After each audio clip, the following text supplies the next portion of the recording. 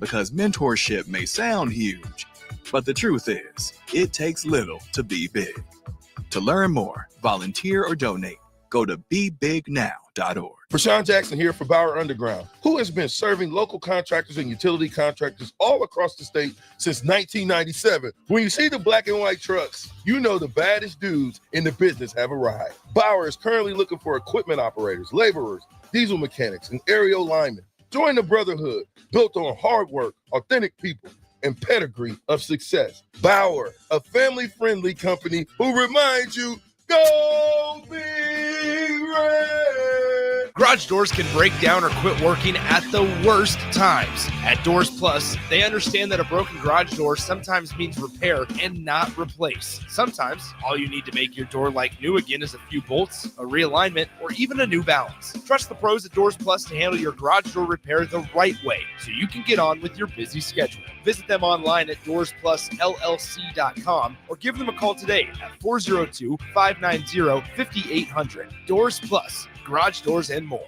Rosie Sports Bar and Grill, open for lunch and dinner at 1501 Center Park Road. There's no place like McKinney's Irish Pub for St. Patrick's Day, so mark your calendars to join in on the fun for their 11th annual Street Festival. The party starts on Saturday, March 15th, with tons of giveaways, a kilt contest, great Irish food, and green beer, and continues on Monday the 17th for actual St. Patrick's Day. Doors open for the bar at 11 a.m. on Saturday and 9 a.m. on Monday, and the street party starts at 2 p.m. both days. Don't miss out on great music and great fun with no cover charge for St. Patrick's Day weekend at McKinney's 8th and P in the Haymarket.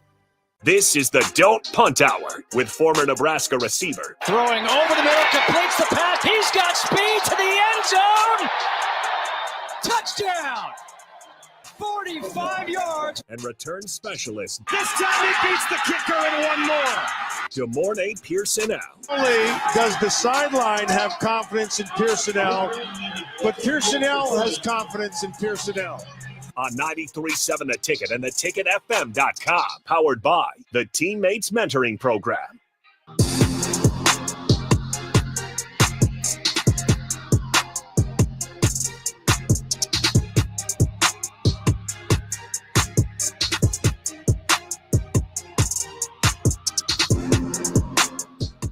All right, welcome in. Don't Punt Hour. Harrison Arns on the ones and twos. As always, we got the host, the morning Pierson-El, joining us on the Allo VIP line, where they understand the importance of exceptional service with a local heart. If you guys want to join in, 402-464-5685. That is the Sartor Heyman text line, as always. And now we got the morning Pierson-El on the Allo VIP line. Good morning. How's it going on a windy Monday night here in Lincoln, Nebraska? It's going, a little technical difficulties, but, pushing through it. Yeah, it's a good thing Tom Chattel and Osnorm went a little bit long on the Husker Football Hour. Again, you got to always go back on YouTube, catch what Tom Chattel thought on the current offseason of Husker football so far. And good morning, Pierson-El. Let's just go ahead and start with some of the bad of last week, and which was arguably the worst thing that could have happened for Nebraska basketball is they take a loss to a quad 3 opponent. They lose to Minnesota. It's also at home. Doesn't look great for you. 65-67. Now Minnesota is currently 15-14 overall. Nebraska still sitting at 17 wins. Really, the 20 obviously impossible now. The best you can do is 19. But just thoughts on Nebraska basketball really failing to take that opportunity and beat Minnesota at home. It hurts. Because they were right there. It was a capable win. Game is just, again, on your home floor, too. You needed things to fall your way. I know we spoke on it a couple weeks ago, taking care of the ones that you should. And that was definitely one I felt like that they should have won or had enough skill, too. Yeah, we're getting to the point of this Nebraska basketball team. And I heard Austin Norman mention it a little bit on the block with Eric Strickland, we're still talking about hanging our heads and having bad body language out there on the court.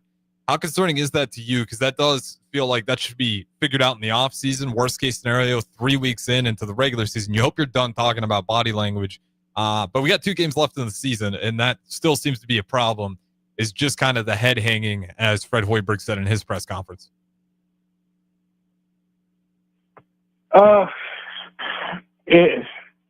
again, I'm trying my best not to say anything bad or bashing. You don't want to kick, a horse while it's down, but it's definitely frustrating because we've seen that the highs and the lows that they can play to and whatnot. And I mean, clearly, he's not trying to put his team down, especially with what's on the horizon. You still got, Big Ten tournament and possibly, March Madness with stuff. So they're making it tough. So.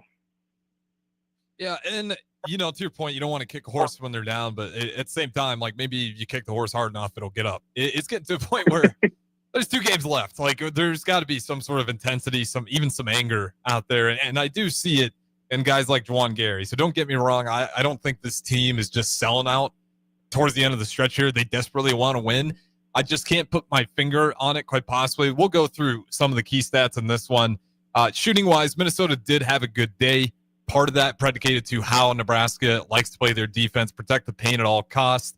You're going to give up the 3-point looks. It was unfortunate because Minnesota, not a great 3-point shooting team, was hot that day. So, that's one where you tip your cap. Same time, there's a few plays out there where you would like to see us contest a little bit more, but that's just something you're going to live with based on what Nate Lenzer likes to do with that defense. 10 for 21, damn near 50% from the 3-point line in that game. Nebraska 4 of 17, 23%. Free throws, once again, major problem. A lot of it was honestly early on. Braxton Mia, I think he had 6 straight free throw attempts. He made the 6th one. He was 0 for 5 at one point, and then finally he was able to cash one in for the first points for Nebraska in that game. We shot 55%, going 11 for 20. Rebounds, we actually did it right there. 32 rebounds for Nebraska, 33 for Minnesota. Offensive boards, we actually did better there, 12 to their 7. And then assists, got beat there, 15 to 8. The thing that really bothers me, though, is Minnesota had 14 turnovers in this one. Nebraska did a good job taking care of the ball with only 6, and we were able to get 19 points off those turnovers, but it's just one of those games where Minnesota didn't really do anything overly impressive that is like, okay, this is their day. They deserve to win it. Yes, they were hot from 3-point line, but that's about it. Rebounding, they weren't necessarily being more physical. It's just like, once again, it comes down to the offense. You're not going to beat a lot of teams when you score 65 points in a Division I basketball game in the Big Ten Conference. Yeah. Even if it is a quad 3 Minnesota team, 2 games left. You can't put in a new system. You can't really do anything in terms of drastic changes in style. How does this team win 2 straight to close out the season? Because that's likely what they're going to need. Otherwise, they're preying on a Big Ten tournament run, but they're also in a space where if they do lose these next 2, there's a case to be made they won't even be in the Big Ten tournament. I think one has to be grit, because you understand what the battle is. You understand what the obstacle is. 2 is being consistent. We know certain players going to show up and whatnot. He can't always do things himself, and I think that's where we've gotten into trouble. Where just consistently, holistically as a team, we haven't showed up. Yes, Bryce has done his part and everything like that, but unless he's scoring 45 every night, it's going to be a dogfight. And you have other players that are on the team that sometimes they are, they do pull their weight, sometimes they don't, and it has hurt us in the past. So. The grit to get things done, the consistency to show up as a team, like everybody do their part. Like I said, 10 to 15 points. That's not asking a lot, from other contributors. They have to be on. They have to find some way to get things rolling and whatnot. Yeah, and I mean, is this the obvious thing is like Bryce Williams has really been this offense and this tough stretch that we've had. In the last game, he was once again effective out there for us. 8 for 18, 21 points on the day, only 1 turnover as well. For how much that guy handles the ball, 1 turnover, I'll take that every day. 38 minutes of play as well. The only other guy out there with that many minutes was Juwan Gary, who also had a good day. 8 for 14, 21 points as well. So Juwan Gary, Bryce Williams, continuing to kind of be the leaders on this team. But the question always comes back down to who's got to step up. And I know we're tired of asking this question, but again, the offense has to figure out something. Berke Bear-Uchtengel, you can say it's the rust, but this is the second game now. He went 1 for 6, 0 for 2 from the 3-point line. I think, you put the last two games together, that means Berkay Bear-Uchtengel 1 for 16 in the past two games. And that makes him 0 for, I believe, 8 from the 3-point line. In a cold spell to end the year. Juwan Gary's been up and down, but it was a good game for him last time. Braxton Mia, 10 minutes to play. He did well, 3 rebounds, but the free throws were killing us early in the game. Sam Hoiberg, 2 for 3. Once again, one of the more efficient shooters. I just think he needs to shoot more. Again, looking at the 3-point percentage for him on the year, he is one of our better shooters. Maybe needs to trust his shot a little bit more. Andrew Morgan, 2 for 6. Connor Season, 4 for 11. 3 for 7 on the 3-point line. Not bad there. But again, kind of streaky. You're not always sure if you're going to get him. And Raleigh Wooster gets out there for 10 minutes. Not much else on the box score. Where does the offensive help need to come from? I'm sorry for asking you so many times. I'm looking at the point averages, and we only have 3 guys that average over 10 points. Mm-hmm. That is pitiful. I mean, that's just what it is. We find ourselves in situations like this because I don't want to say they're not well-rounded because I do think they are, but I mean, it's hit or miss. Connor has to get things going and not just, from the 3 and only trying the 3, getting 2s counts as well and getting to the bucket. You definitely think, you need a big game from him. Gary, expecting more consistent. We've seen him get 20-point games and everything like that. I mean, he averages 13 points a game or whatnot. Not, bagging on him and everything like that. But I mean, everybody needs to raise. Morgan, averages 8. That 12 range will be fine. It's just not one particular person because we've seen it when 2 guys are hot or when a guy is hot and what it looks like. And we've seen it when, multiple guys have at least 10 points and it's I don't want to say a crushing victory, but it's a lot more confident victory. And we need more of that. So it doesn't matter if guys are, getting to the bucket, getting to the free throw line or, easy 2s or whatnot, but, it needs to be more of an effort of continuous scoring. Yeah, that's a good answer. Like, realistically, like, whoever wants it at this point, I don't care. Like, it's just, we got to figure it out where that offense is going to come from. And, we are at the point, Fred Hoiberg this year. What's your opinion on Fred Hoiberg on his coaching career at Nebraska? Do we want to like the job he's doing? This year is a tough one to say we like the job that's being done, but do you still trust Fred Hoiberg to be the leader of this basketball program going forward? I think so. He's hit on recruits. He's hit on, people coming in. Now it's been 1 or 2 people a year. Now hopefully it could be, a collective group of people that he brings in. But I don't think you rip things out and start all over. He's been consistent. He's made coaching adjustments. He's gotten players to play for the majority of, the teams being surrounded by him and everything like that. This team here is just, they're not playing consistent right now, and that's been the issue. So I'm fine with him. I don't think he's on a hot seat. I don't think his seat is warm or anything like that. He could be better with just hitting on bringing, better, more consistent talent in. Not to say that he hasn't, but, some of the talent that has come is just streaky. And, continuous years of just streaky can land you on the hot seat. So I'm not angry or mad necessarily at him because he hasn't been, blown out. That they've lost games that, were tough fought games or, just missed opportunities from the team not showing up. Mm-hmm. And, you rather have that than, you showing up night in and night out and getting blown out, something like Penn State from time to time. Yeah, and I think I'm pretty much on the same page with you on everything you said. Fred Hoiberg, it's hard to believe, and you got to, take a step back to even realize this, but we ironically are still somewhat in the golden days of Nebraska basketball under Fred Hoiberg. Like, it actually hasn't been this good to where we're even thinking about March Madness. Like, yes, we've had instances with Teron Petaway back in the day under Tim Miles, You could argue the other golden era is Strickland back in the day when Nebraska basketball was in the Big Eight. We're playing Kansas. Some good wins there. But there isn't a lot.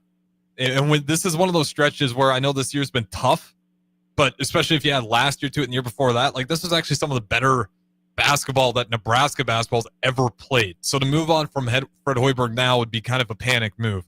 There's certainly some blame to be had, not from the players and him. I think it's a mutual shared blame. But the biggest problem, I think he thought Burke Bear Uchtengil could be what Rink Mast was on this roster, and it just hasn't been like that at all. And it's been a massive problem trying to have any of the bigs struggle offensively. Then you get a guy like Burke who you think can kind of be that stretch forward, stretch five even at times, and he's just not getting it done. I said it before, and that's why I brought up 1 for 16 in his last 2 games, about 0 for 8 on the 3-point line, maybe even more than that. I can't remember how many he took in that last game, but it's just been tough to put this roster together based on what I think Fred Hoiberg had and some of the transfers he brought in. Rink Mast, he obviously knew about it. That Kansas State game way back last year was kind of the one where it's like there might be some injury problems with Rink Mast, and he would wait till the offseason to officially undergo the surgery. So he had some time to react. But I do think he brought in a guy like Burke Bear Uchtengil thinking he could fill that role. And now we're in a place where there's just nobody on the team that can be that playmaking forward or that stretch forward for us. And then on top of that, Braxton Mia, Andrew Morgan, I think he brought those guys in for hustle plays. But for whatever reason, they're just not having consistently good enough nights. I mean, we got a 7-footer out there who, if I look at his stats, I think Braxton Mia, rebounding-wise, is not having necessarily a great year. I think it's probably around 5 rebounds would be his average. I'll have to look that one up on the break so I don't waste too much time talking about it here. But right now, the leading rebounder for us is Burke Bear Uchtengil at 5.8. And again, part of that, Braxton Mia is not playing all the time, but when Braxton Mia is playing for us, he's also just really struggling to be out there efficiently. And then when you get him to the free throw line, you don't have a lot of faith there for him as well. So yeah, on the year, he's only averaging 3.5 rebounds with 26 minutes of play. I don't know, 26 minutes of play isn't a lot, but at that size, that's where you got to demand a little bit more out of yourself, especially if you're not going to be kind of that offensive big. You got to figure out a way to be a bigger impact on the floor. And the same could be said for Andrew Morgan. There's games where he really thrives, and there's other games where he just feels like he's constantly fading away from the rim on all his shots. All of this to say, 2 games left. How much faith do you got that they can pull it off, win 2 straight, set themselves up for the Big Ten tournament? And I do think even if they win these next 2, they likely could drop that first game in the Big Ten tournament and still get in. But what's your confidence level? Can they pull off 2? This next one being a really tough one on the road versus Ohio State.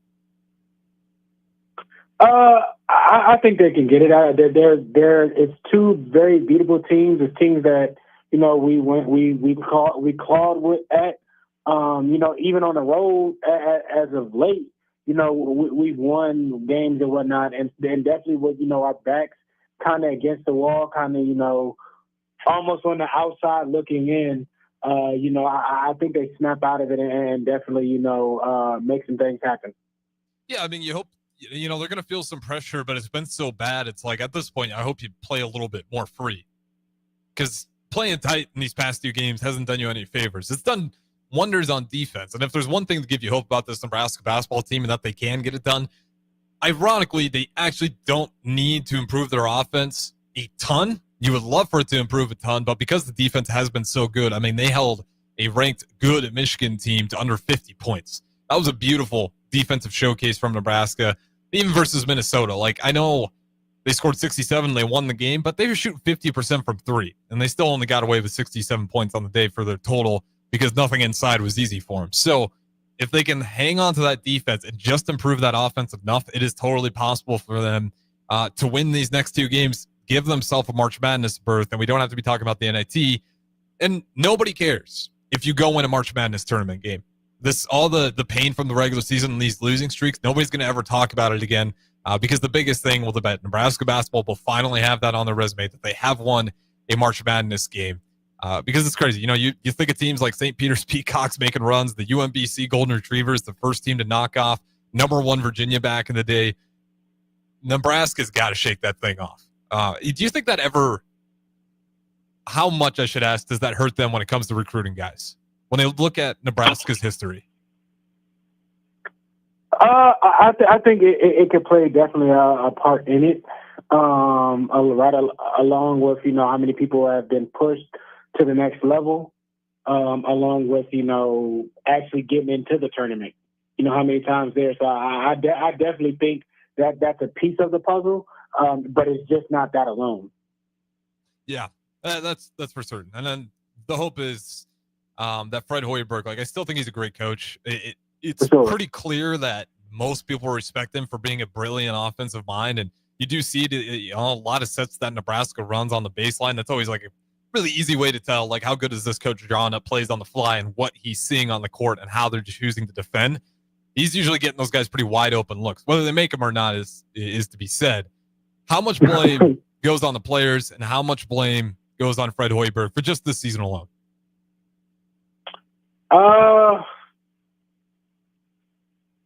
Honestly, I would probably say 70 to 75% on the players, and the other percentage left over is on the coach. Because time and time again, we've seen him come back from 20-point games. We've seen him knock off top 15 teams multiple times. We've seen him, and when things are hitting and moving in the right way, it works. They can move the ball, they can score, they can hold teams, under 75, 80 points. So we see it. I think that the one thing that kind of pops up or shows his head is that it's not a consistent team night in and night out. And I think majority of that is on the players having to be in the right mind and show up. And then the other part of it is, you as a coach to actually get it up out of your players. So I think majority of it goes on the actual student athletes, and a smaller percentage of it goes on the coach. Yeah, I wasn't expecting to agree with you this much on the first segment here. I couldn't agree more. When you look at this team, is it fair to say that I actually think Fred Hoiberg is overperforming? Just based on how the rosters looked. I actually think, I know it hurts, but when I watch this team, I'm kind of at the point man, we got 17 wins on what it just kind of looks like an offense that has never found their groove all year long. And despite that, we're sitting here at 17 wins and still potentially a chance to make the March Madness tournament. And there is blame to go for Fred Hoiberg in the sense that he did construct this team. So it's not clearly all on the players. Fred Hoiberg, I'm sure he would love to make some changes, but that's always hindsight being 2020. I actually do think, ironically, he's overperforming with what he's had on offense this year. And then Bryce Williams, he's, you might be right. He might have to start dropping 40 if we're going to go ahead and close this thing out. The bright side is he might actually be capable of that. Bryce Williams has been a man on a mission this year. And along with Juwan Gary, it was good to see Juwan Gary. I know it was a loss to Minnesota, but he played good. Hopefully that carries over into this next one for Ohio State because they're certainly going to need it. With that being said, we'll throw it to our first break here on the Don't Punt Hour. On the other side, we'll switch it up. We'll talk some Husker football. We'll also talk a little bit of NFL Combine. So don't go anywhere. Don't Punt Hour. As always, Harrison Arns on the ones and twos. Good morning, Pierson-El on the Allo VIP line. We'll talk to you in a little bit. 93.7 The Ticket, Fox, KFXL weather. Brought to you by Bryant Air Conditioning, Heating, Electrical, and Plumbing. Your Lincoln forecast for today, mainly cloudy and breezy. See a high around 57. Tonight, a chance of showers with thunderstorms possible, a low around 49. And tomorrow, a chance of rain and snow in the afternoon. It'll be windy with blizzard conditions possible late. See a high around 57. The meteorologist Kyle Becker for 93.7 The Ticket and theticketfm.com. Hi, Sean Callahan here for Koppel Chevrolet GMC, and on behalf of the entire Koppel team, we would like to say thank you to all of our loyal customers and employees that have allowed us to become one of the most successful GM dealerships in the country for the past 50 years. So we are celebrating that with some huge discounts. Right now, we have up to $13,500 off MSRP or 0% APR on select new models, and new Blazer EVs are leasing for $279 a month with zero down. So check us out online at KoppelCars.com. All deals with approved credit. See dealer for details. What's it take to be a mentor with big brothers, big sisters? It takes 30 minutes and a cup of coffee. A video game, best 2 out of 3. It takes sharing thumbs up emojis, clapping emojis, and loaded nachos at halftime. That's how you make an impact on a young kid's life. So go on, share a few hours a month, Because mentorship may sound huge, but the truth is, it takes little to be big. To learn more, volunteer, or donate, go to bebignow.org. Garage doors can break down or quit working at the worst times. At Doors Plus, they understand that a broken garage door sometimes means repair and not replace. Sometimes, all you need to make your door like new again is a few bolts, a realignment, or even a new balance. Trust the pros at Doors Plus to handle your garage door repair the right way so you can get on with your busy schedule. Visit them online at DoorsPlusLLC.com or give them a call today at 402-590-5800. Doors Plus. Garage doors and more. St. Patrick's Day is on a Monday this year, but St. Patrick's Eve is on a Sunday, and you won't want to miss that party at Matson's Bowling and Billiards. Families are welcome to join in on the Olympics and win great prizes, or just come down to have one of Sarah's favorites, corned beef and cabbage, or one of Brady's favorites, bangers and mash.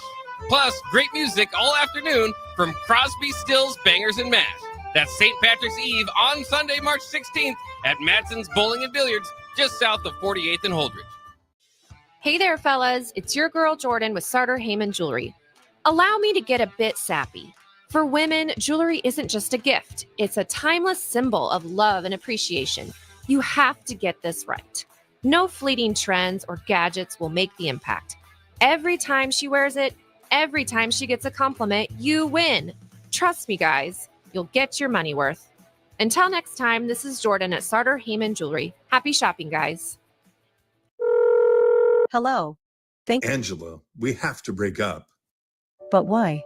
Because you're a robot and I'm just a guy trying to get better internet. It's Aloe Fiber, isn't it? I always knew you wanted faster speeds. My contract isn't good enough for you. Face it, Angela. They let me talk to real people. Press 4 to break my heart. Oh wait, you already did. Visit aloefiber.com to switch today. Have you heard about Advanced Medical Imaging Surgery Center? Located at 7555 Pioneers Boulevard, Advanced Medical Imaging Surgery Center offers compassionate, patient-focused care and provides outpatient surgery services, making it possible to have non-emergency surgery and return home the same day. Advanced Medical Imaging Surgery Center specializes in cardiology, vascular radiology, orthopedics, pain management, and much, much more. Give them a call today at 402-261-1085 or online at amimaging.com. This is Bill Mitchner, Executive Director of Lincoln Lighthouse. Did you know Lighthouse provides multiple programs for students such as one-on-one tutoring and mentoring, as well as pro-social skill exercises, while providing them a nourishing meal and a safe space during all months of the year, even during school breaks? Learn more or contribute to Lighthouse at lincolnlighthouse.org today.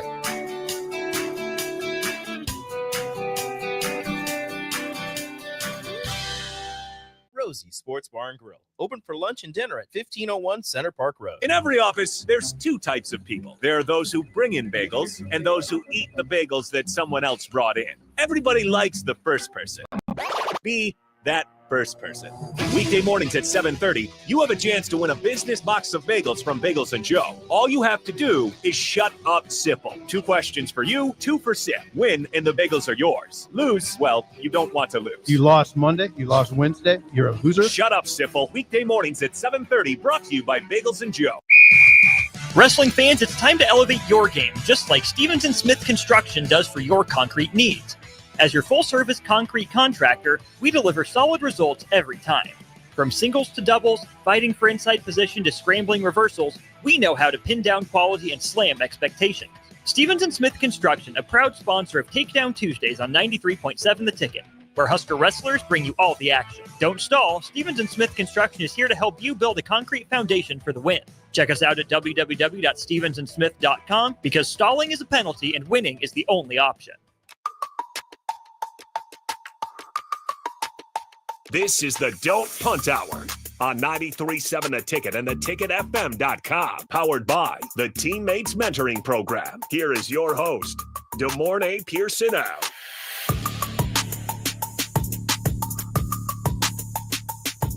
All right, welcome back in. Don't Punt Hour. Harrison Arns on the ones and twos. We got the morning Pierson-El officially streaming in now, so you can put a face to the voice if that's what you choose to do. 402-464-5685. We're going to talk some Husker football here. But first, let's talk actually about the Husker football players who will have a good chance to play on Sunday. We do have the combine results. Which guy you want to talk about first in the NFL Combine? I mean, I think clearly Ty Robinson is going to have the biggest one, so we can save him for last. That is true. You know what? Let's talk about a guy who I actually think is I don't want to say left off the radar because he's certainly getting his proper respect. But Isaiah Nayor, he had a really good Senior Bowl day, and that was kind of the first green check mark. And then he showed up at the Combine and did really well. He scored an unofficial 9.97 RAS out of the possible 10. That puts him 11 out of the 3,408 wide receivers from 1987 to 2025. So he tested out really well. The only area where he tested mid would be that 10-yard split. Otherwise, he was pretty dominant throughout the entire day. Are you surprised to see Isaiah Nayor having this much success at the Combine? Because for whatever reason, it wasn't working at Nebraska, and I'm not saying it's his fault. No, I'm not surprised at all. I mean, he was highly touted. He was at Texas for a reason. I mean, he was a skilled athlete. So, measurables and testing, he's been, training to do that since, the season was over. So, shocking that the numbers are exactly that. But, I thought he would, test well. Yeah, and it's certainly his size. I think he weighs in at like 190. He's a big wide receiver. And he tested well on the speed. So you kind of got that size and that frame. And he's also running the potential is there. And that's the biggest thing that a lot of, organizations will look at. Like, you pass the eye test, you pass the Senior Bowl test, you pass the Combine test and everything like that. Now they're going to really break it down and look how the tangibles translate, to the next level. And then that's where you'll see people rise and fall, in the draft. Yeah, I thought it was. I think he certainly helped himself to move up. Wide receiver is always the tough one to try to figure out where they're actually going to fall because it's just totally dependent on. I mean, it just depends on how many good wide receivers are in that class and how good does everybody feel about X receiver from X school. It's definitely one of the tougher ones to stick out from. But this Combine, the senior, he's doing well to put himself in front of others to get looked at seriously. Let's talk about one guy who's going to have a tougher road, Tommy Hill. Obviously, with the foot injury, he just got his measurables. He didn't do really any of the tests outside of just getting the measurables. What does this guy got to do to make sure that when come draft day, they're still thinking about drafting Tommy Hill? I think he's going to be fine. You heard Travis Hunter, mention and say, he was a tough corner and everything like that. The film, spoke for itself. It might have just been one of those situations just with more rest. And performing probably at school will be better, for him. He might have not been the fastest. And if you get, a terrible time, that sticks on you. So it's a strategy when it comes to doing certain things, at the Combine and at your school or whatnot. So nothing might not be what's wrong. It's just, it might be, things might be better for his favor to do them here instead of at, the Combine and whatnot. So I don't think he's hurt anything or hurt his draft stock or whatnot, because when you turn on the film, that's what it is. The biggest thing is just exactly what's going on with his toe. Yeah, I'm going to zag a little bit on you because I do think like that's just a fear point that a lot of scouts are going to have. They're going to be like, I just don't know what it looks like.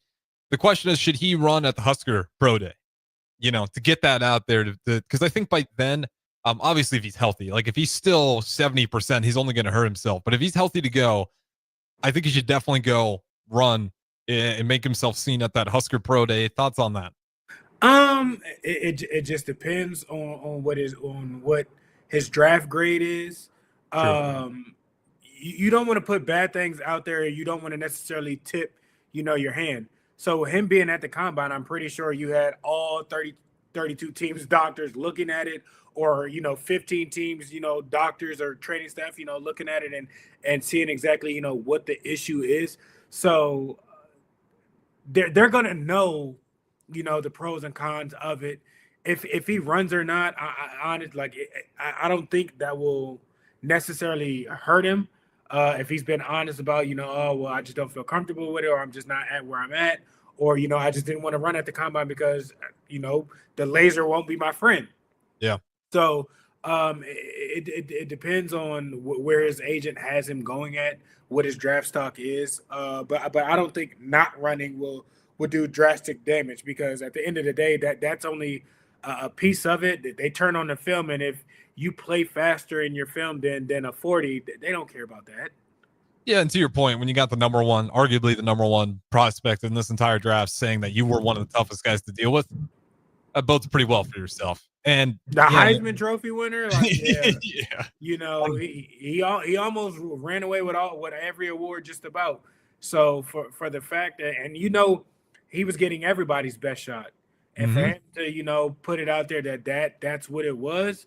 Again, people are going to run back to the tape. There's plenty of good tape out there on Tommy Hill. And to your point, like, yeah, it just depends on what the doctor said. If the doctor's like, oh, I don't know, and they went to their scouts and they kind of like gave some fear points, then you might want to prove it. But if it's like not all that bad, you like where you're laying right now, as you said, talk to the agent, then yeah, you can only do yourself more damage. And he was invited to the combine, so clearly still highly thought of among NFL scouts. Let's go to Thomas Fidone, another guy. These Huskers, I'll tell you what, they do well at the combine. Every time we send guys out there, they tend to kill it. Thomas Fidone was another one of those examples. Pull up what he all did there. Again, another, just overall, he didn't really mess up in any of the categories. The only quote-unquote red spot for him was his weight, because he's a little bit smaller of a tight end. But other than that, 243 pounds, like, definitely workable.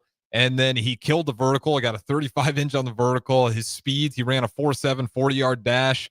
Shuttle 4.2. You'd love to see that. 3 cone 7.8, roughly about 8 there. Broad jump, and I can't exactly read what his broad jump was, but I know he did well there as well. He graded out with an official 9.37 RES out of 10. Thoughts on Thomas Fidone? I think for him, that is probably as best of a combine performance you could go. The issue is not talent with him or anything like that. It's health, it's issues. So that's going to be, the only thing that might have people, draw back on stuff. But he's a freak athlete. He has potential. He's the prototype, outside of being a little smaller, but he's the prototype tight end of what the league is trying to get at. The route running tight ends that can make people miss and everything like that. And I think the further he gets away from his injuries and everything like that, the better off he'll be. But he definitely made some money for himself this past weekend. Yeah, he certainly moved up in my eyes, because again, the injury things, I think that's going to be the only thing. If undrafted, hopefully not. Hopefully he does get drafted somewhere. If it is, later, whatever, I guarantee you it'll be because of the health concerns. If he had no health issues, or if he only got hurt one time, I guarantee you his stock would be rising through the roof. He would be, Mel Kiper and Todd McShay will be boasting about him, and he's picked up, a lot of people have said good things about him. So it's just one of those things. Kind of, you just got to roll with the punches. Yeah, and again, because like all he did at the combine was certify like I am an athletic freak for sure. Like if I'm healthy, he's just built a little bit different. So he did well. Okay, let's just talk about the big fella, the guy at 288 who got the top speed in the 40-yard dash at 20.64 miles an hour. At 10 yards, he was already at 16.9. So about 17 miles an hour within 10 yards. That's the third fastest defensive lineman running at that speed in the past 3 years. So tested out well there. Just about every other category. He moved up. I said it before. It's going to be like a Cam Jurgens type of deal where he gets the nod early and all of a sudden people look at him. He goes to the combine, tests really well in the combine, and all of a sudden he becomes a day 2 guy. I think that's looking like Ty Robinson right now. Yeah. I mean, if he gets out of the 3rd round, I would be shocked, honestly. He's everything you want from, interior D lineman. He's disruptive. He's strong. He's a problem to deal with. He's quick. He's fast. He can move around, and he's not easy. He's not easy to move. So I think. Again, a lot of people knew about him and everything like that, but what his numbers showed is, okay, let's take a little closer look at this guy and see exactly, what's going on or whatnot. I think, a lot of D-line coaches are going to be, arguing and standing on the table to kind of get him early and often. Yeah, and here's this is from Lance Zerlin, NFL analyst. This is his sum up of Ty Robinson. I think it's pretty fair. And this is his words exactly. Quote, he's first into contact with his hands and mitigates average knee bend with brute force in his upper half. Powerful to set edges, but lacks length to control and quickly shed NFL blockers. Not much you can do about that, talking about the length. And then again, he's more of an effort rusher with active hands who can exploit weak edges and thrive in gaming fronts, but possess average creativity. Is that a pretty fair write-up of Ty Robinson? I mean, necessarily with creativity, he didn't necessarily need that. It's not to say that he can't do it. It's not to say that you can't get, a great D-line coach to teach you some things. You know what I mean? So I won't say that's a fair assessment because I don't, he's making an observation and that's his opinion about things. But that doesn't mean he can't do certain things or whatnot. And, you might move him, in interior in the line. Guards typically don't have long arms. They're typically short and stubby and stocky. Same thing with centers. Centers don't have typically, long arms and everything like that. Your tackles do. He's not going to be an edge outside DN type of guy. I'd be shocked if he makes it to the 5 tech. He'll be, 3 nose, 0 tech, somewhere in there. But for what they got, I mean, it's not a terrible observation. Yeah, the creativity part is funny you picked that. That was the only thing that threw me off. I'm like, what, you want him to do a spin move? He's just throwing guys all left and right. I don't need it. It's not to say he can't. Same, you could say that they were saying, the Eagles couldn't throw the ball. There was no need to. Like, you know what I mean?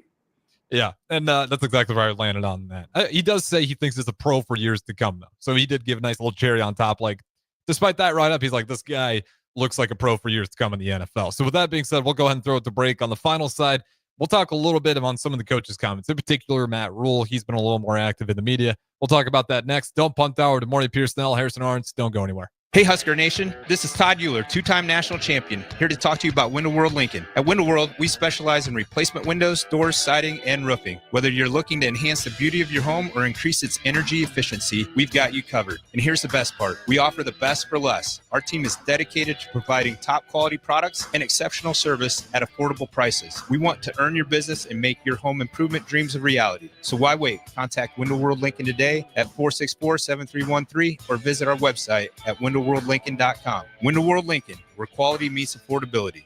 Empower a child today with the Teammates Mentoring Program. Hope is only a conversation away when you choose to share your talent, time, and heart with the child. Together, you can build a relationship based on strengths and chart a brighter future, 1 week at a time. Find out how you can be a mentor by visiting LincolnTeammates.org. Become what you needed as a kid by joining the Teammates Mentoring Program today.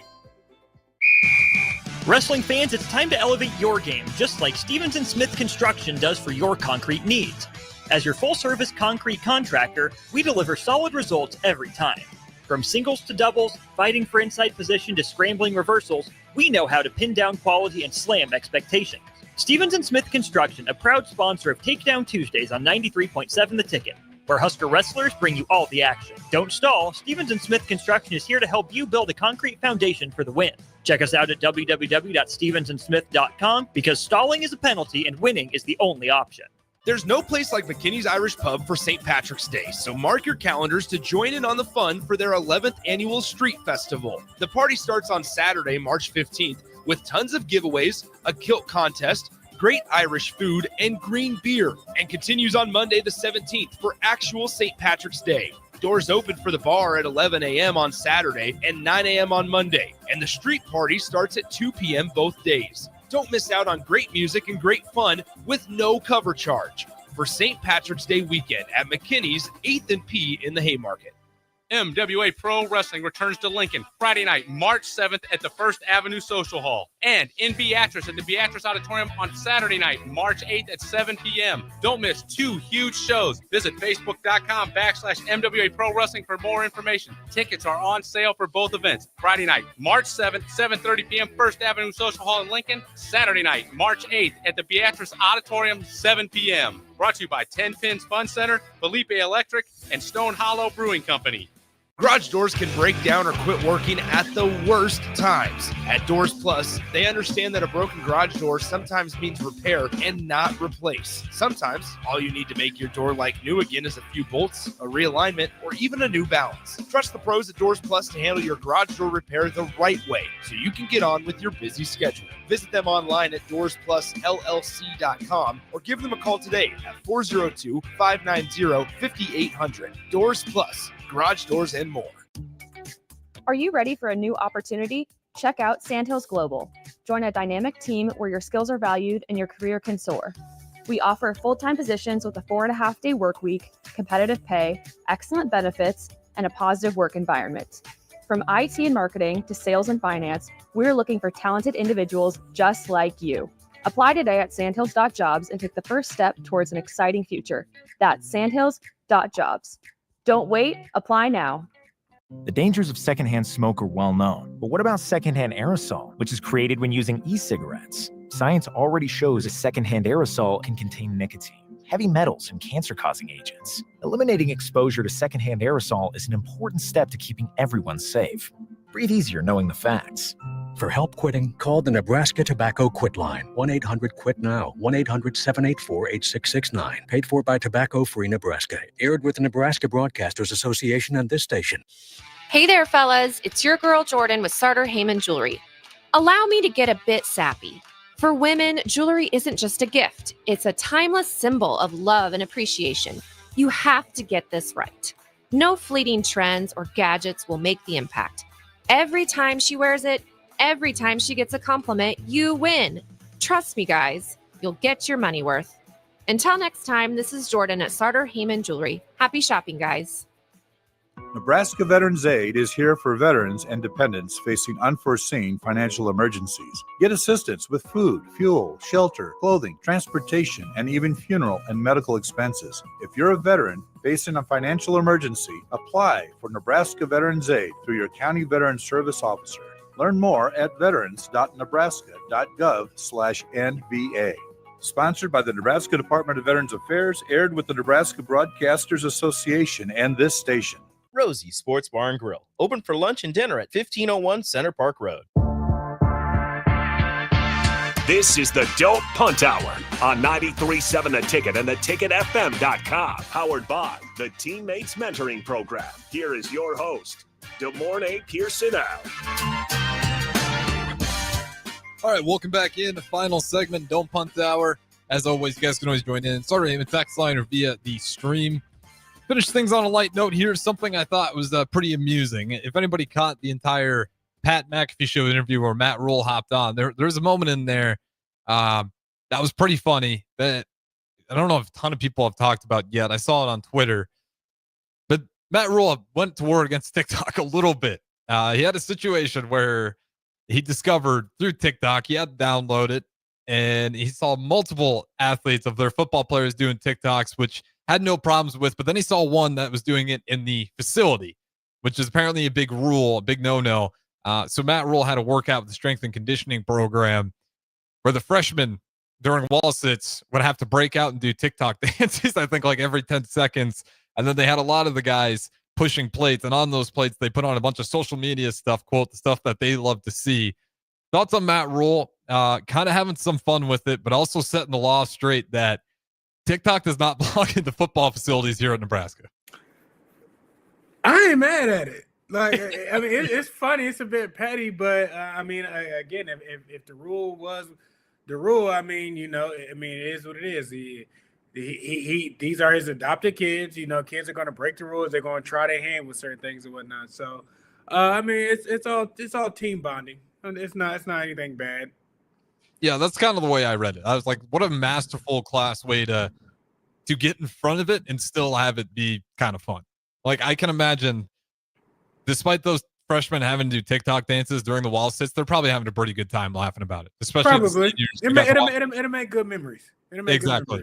And it also sets the point for any of those freshmen who were maybe thinking about doing TikTok's facility, probably not going to want to have to go through that again. And again, I thought, you know, where they're putting all the social media bio on the plates they were pushing was that's the chef's kiss on that. Good morning, Pierson-El. Talked a lot of basketball early on, a lot of football. Any final thoughts on Huskers in the NFL Combine or anything Matt Rule has said in these past couple of weeks on his media run? The process is just about, over. This is, what guys have trained to get to. Now, workouts and whatnot. Now it's just a waiting game, and hopefully their names get called. So, good luck to all parties, entering the next phase of trying to get to the next level, and just when you get there, just grind your butt off, and in basketball, one game at a time, and show up. That's all I gotta say.